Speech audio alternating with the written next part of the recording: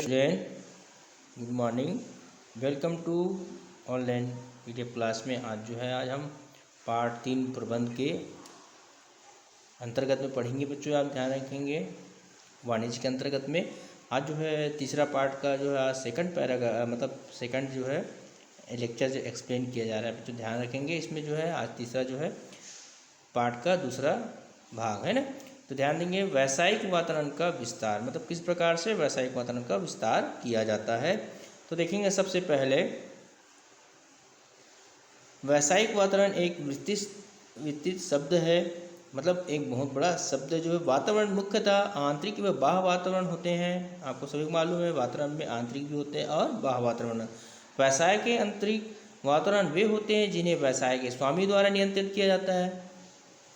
आप सभी को मालूम है जो अंदर के बात होता है या जो आंतरिक मतलब खुद का रहता है अंदर व्यवसाय स्वामी के नियंत्रण रहता है। आंतरिक वातावरण में भी परिवर्तन शीघ्रता होता है। आंतरिक वातावरण में अग्र घटक प्रमुख होते हैं। ध्यान देंगे यहाँ पर आंतरिक वातावरण के घटक व्यवसाय की नीतियाँ, नियम व नियोजन, व्यवसाय के उद्देश्य, लक्ष्य एवं दृष्टिकोण, व्यवसाय की उत्पादन प्रणाली। चौथा देखेंगे व्यवसाय के साधन जो दिया है, व्यवसाय का संगठन संरचना, और उसमें दिया है लास्ट में 6वें नंबर में व्यवसाय की मजदूरी नीति आदि। तो हम देखते हैं बच्चों यहाँ पर जितना भी दिया गया है ये महत्वपूर्ण वातावरण के अंतर्गत आंतरिक अंतर्गत में शामिल किया गया है। ये व्यवसाय के आंतरिक घटक होते हैं। इनका व्यवसाय की गतिविधियों पर प्रत्यक्ष प्रभाव पड़ता है क्योंकि हम देखते हैं इनका नियंत्रण व्यवसाय के स्वामियों के हाथ में रहता है।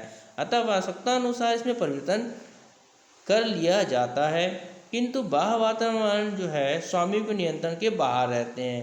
विस्तृत विवेचना आगे की जा रही है जिसमें देखेंगे आप व्यावसायिक वातावरण के घटक के अंतर्गत आर्थिक और गैर आर्थिक अंतर्गत बाह्य वातावरण के अंतर देखेंगे। आप इसमें आप बुक में अपना देख सकते हैं बच्चे किस प्रकार बताया गया है। आगे देखते हैं, चलिए अपन देखते हैं व्यवसाय का बाह्य वातावरण के अंतर्गत में देखते हैं वह बाह्य वातावरण ही व्यवसाय का वास्तविक वातावरण होता है। इन वातावरण का प्रभाव व्यवसाय पर रहता भी है और पड़ता भी है।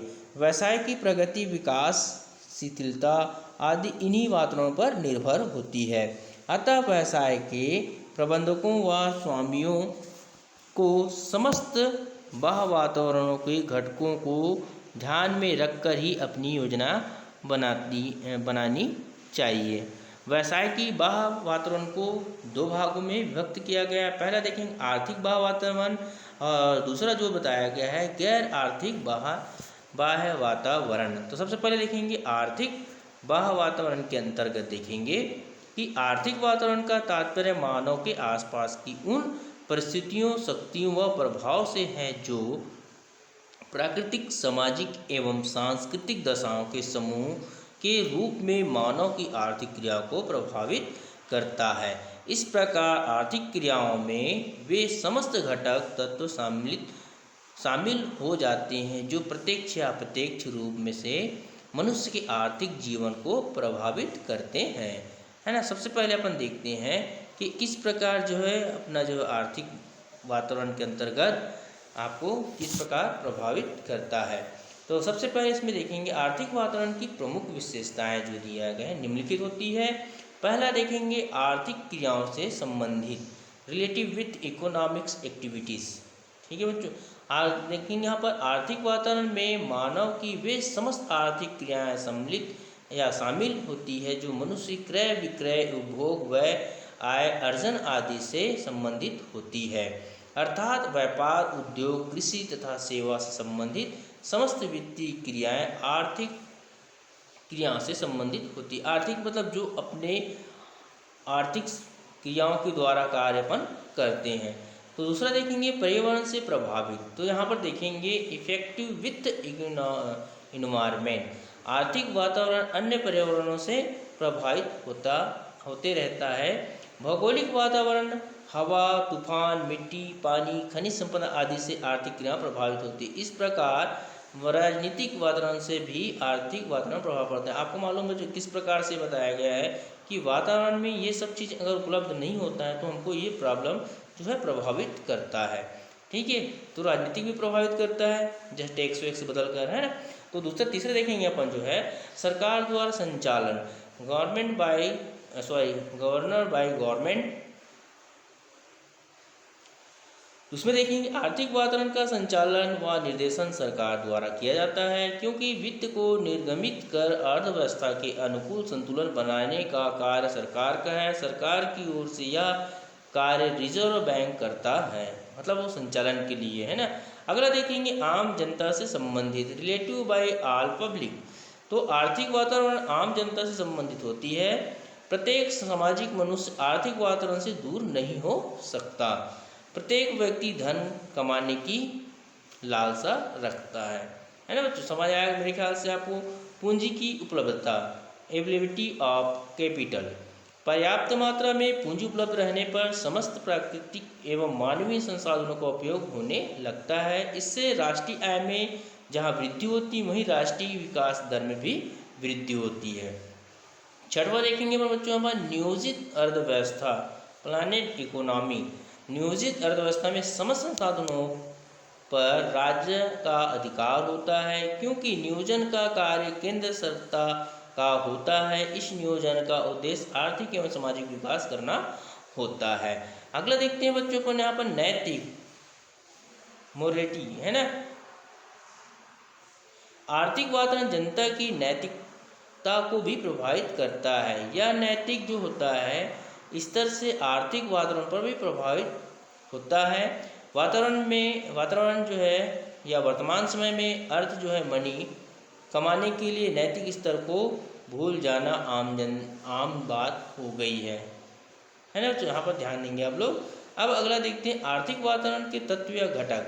जो है आर्थिक वातावरण परिवर्तनशील रहता है। इसके प्राय सभी तत्व या घटक परिवर्तनशील रहते हैं। यही कारण है कि आर्थिक वातावरण भी परिवर्तनशील होता है। आर्थिक वातावरण देश के अंदर अंदर व अंतर्राष्ट्रीय वातावरण से भी प्रभावित होता है। जैसे आर्थिक वातावरण को सामान्यतः निम्न घटक प्रभावित करते हैं। पहले प्राकृतिक संसाधन जैसे भूमि, वन, वायु, जल, मिट्टी आदि होता है। आपको सभी को मालूम जो बताया प्राकृतिक आपदा होता है।